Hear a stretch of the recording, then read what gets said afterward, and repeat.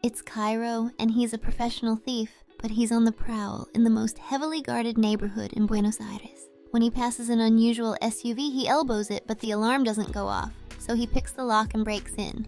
A thief removes a stereo in order to sell it later. He searches for other loot, but only finds some cool glasses. Then, he decides to piss in the back of the car.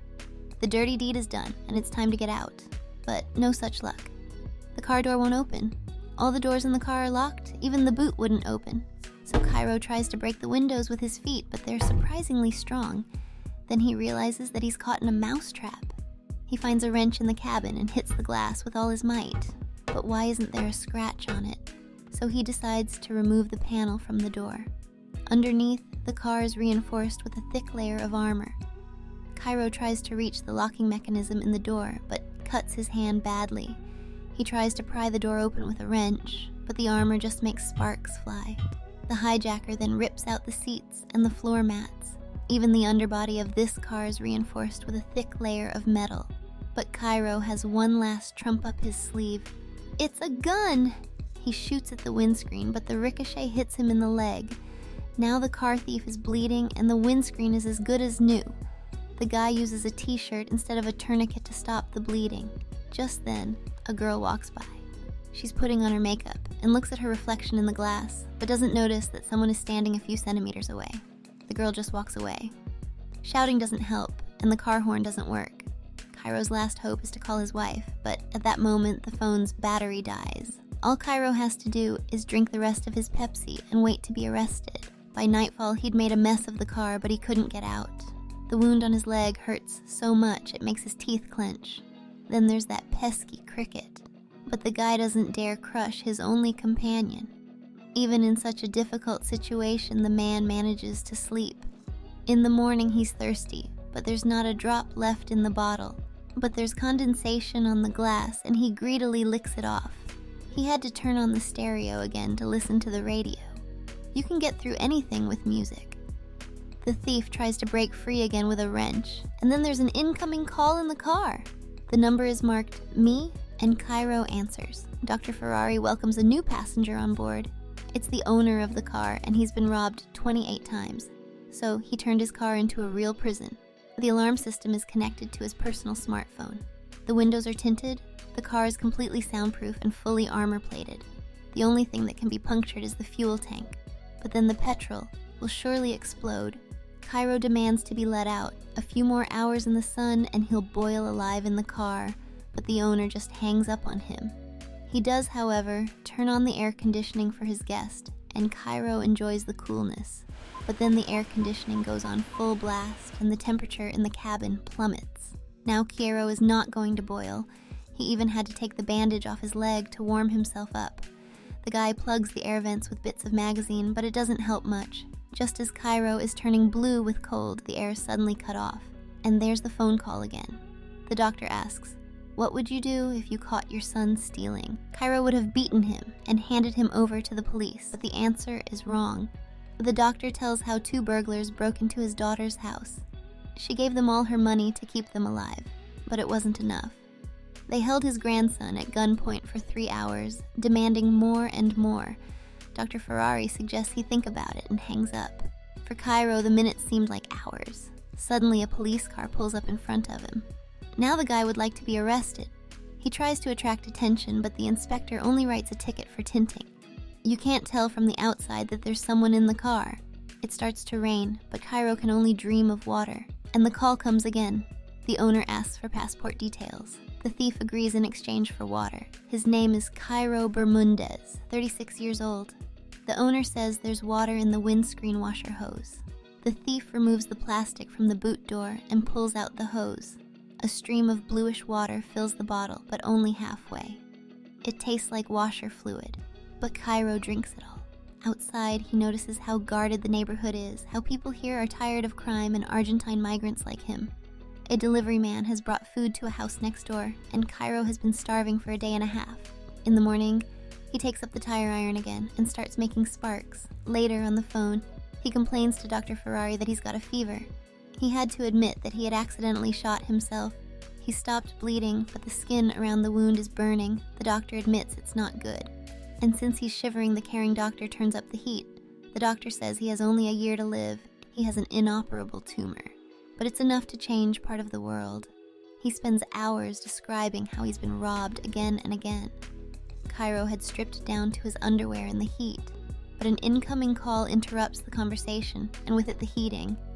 Out of boredom, the man is already reading the car manual, but he has saved the last page for something more important.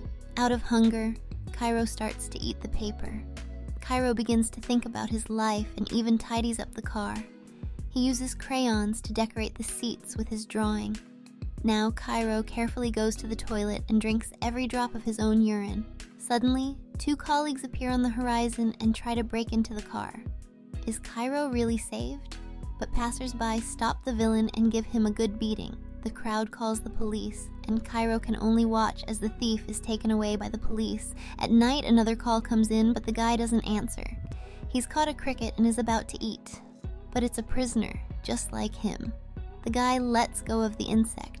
He remembers his failed biology exam. Saprotrophs pick up the leftovers of other animals, and he's become one himself. He chose the life of a thief like his father and grandfather. Dr. Ferrari calls early in the morning. Ciro is ready to do anything to get out of here, but he has just read his prisoner the news in the morning paper. By the way, there's a chocolate for breakfast behind the brake pedal. While Chenault is munching on the candy, the doctor is called to deliver the baby. The guy already knows every passerby in the neighborhood and notices how intimidated they are by crime. But now, even a homeless tramp has a better life than him. In his spare time, he picks up a tire iron and ends up making a small crack. Chenault calls for help, but no one hears him. The doctor, however, calls as usual. He has news of Irina and Lionel. Ciro is ready to tear him apart for his family's sake, but the doctor is only pretending to be a lottery man. He has offered Ciro's wife the $100,000 that her husband supposedly won.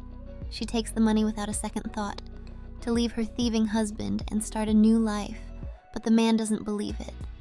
The doctor asks if he's ever killed anyone.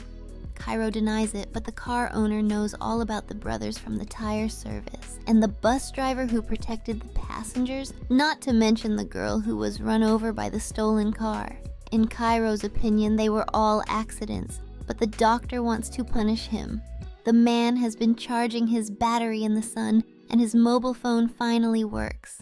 But his wife doesn't answer, and the phone only had enough charge to leave an awkward message on the answering machine. Now his life is ruined, but he can still save the cricket. He releases it through a hole in the car. In desperation, he presses the start button, and suddenly the engine starts. But only reverse works, so Ciro puts on his seatbelt and crashes into a pole at full speed. The airbags save him, and in the next shot, he climbs out through the broken boot window. Yes, he's limping, but he's free at last.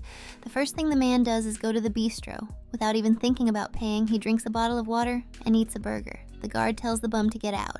At that moment, Ciro pulls out a gun and kills him, but it was just a dream. The guy's still trapped in the mousetrap. His subconscious tells him he's still a thief and a murderer and has nothing to live for. But then he gets a phone call. He asks to see his son one last time, but the doctor has something better. It's him.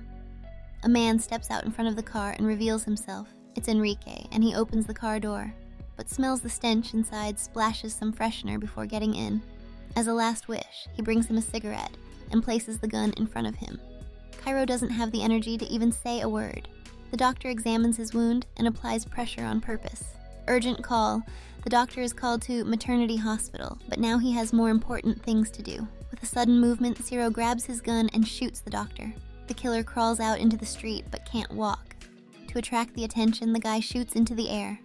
But suddenly the wounded doctor catches up with him and throws him on the pavement.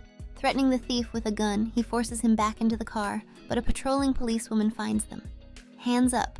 The doctor asks her to leave and not risk her life, but she holds him at gunpoint. The owner of the car explains that he captured the thief who shot him but only left a scratch on his cheek.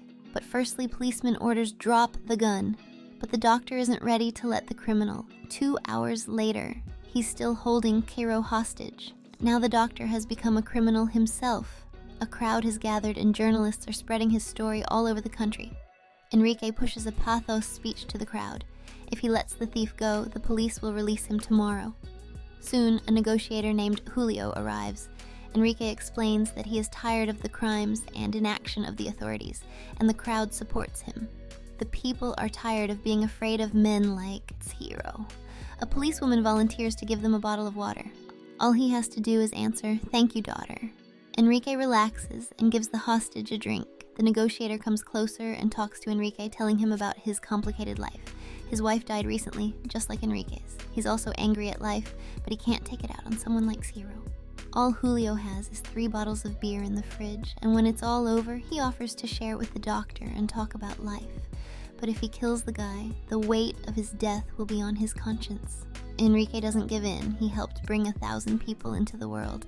And the crowd demands that the balance be restored, but he's not ready to become a murderer, so he lets the guy go. But the doctor doesn't give up. He gets into the car with a smile. Through the ajar window, he shows a timer set for 20 seconds.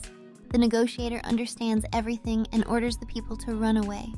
A few seconds later, behind Ciro's back, there is a powerful explosion. The people are shocked by the doctor's tragic end. Looking at the burning car, Ciro feels his guilt. The death of the respected doctor focuses public attention on security issues, as Ciro has actually released. Journalists have long debated whether the doctor was right to trap the thief. What do you think?